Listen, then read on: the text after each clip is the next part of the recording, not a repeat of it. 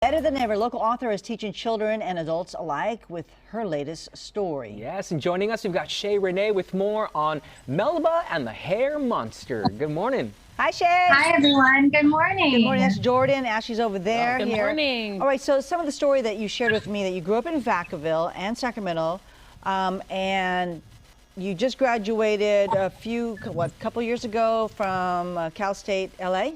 Is that correct? Yes, that's correct, Sheena. I graduated from CSU LA in 2018. Okay, gotcha. And then this is your second book that we're going to talk about, right? The second book's called Melba and the Hair Monster.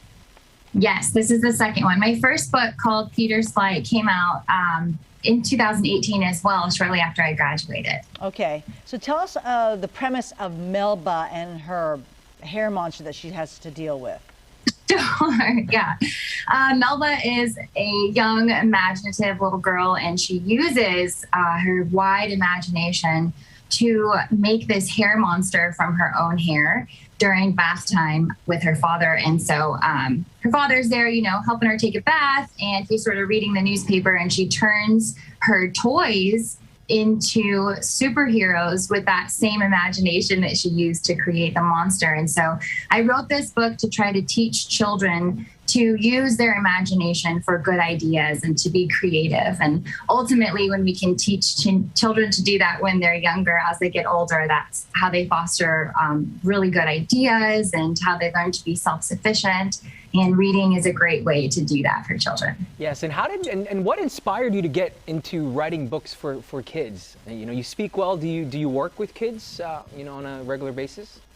I have volunteered with children in the past, and my nieces and nephews are absolutely wonderful. So spending time with them, and my goddaughter just turned 2 as well. So after writing in college, I found just an innate desire to read to children. And so the more that I kept reading books, even if, they weren't my books, reading other books helped inspire me to write my own. And now I get to share them with my family and friends. So it's even more inspiring. I wonder where you got the idea about the hair monster.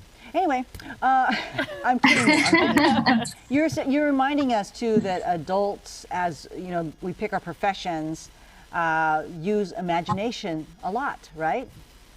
Absolutely. Yeah. If you really think about any profession like teaching or being a firefighter or a scientist or a doctor, you start to notice that your problem-solving skills come from a lot of those same imaginative skills that we use when we're children. But as we get older, we tend to forget the little things, right? Why imagination is so important.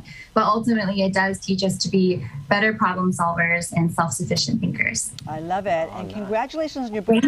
How can people get it? Where can they find it? You can find it on barnesandnoble.com or online at Target and Walmart.com as well. Well, it must be such a great feeling to already have 2 books out. Yeah, I'm really excited. I can't wait to continue writing the next one, and hopefully I get to continue reading to children as well. I know it's difficult with the COVID pandemic, but hopefully things start to turn around and I can head back into classrooms to volunteer with kids. Who is the artist doing that?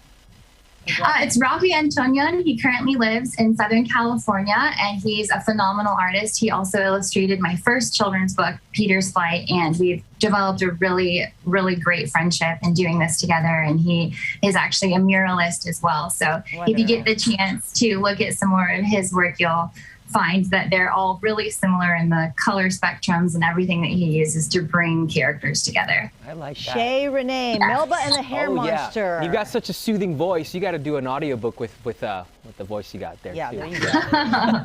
Thank you. I'll think about that one. Hopefully children like audiobooks just as much. Take care, SHAY. Say hi to your family. Thanks, everyone. Have a great day. All right, bye.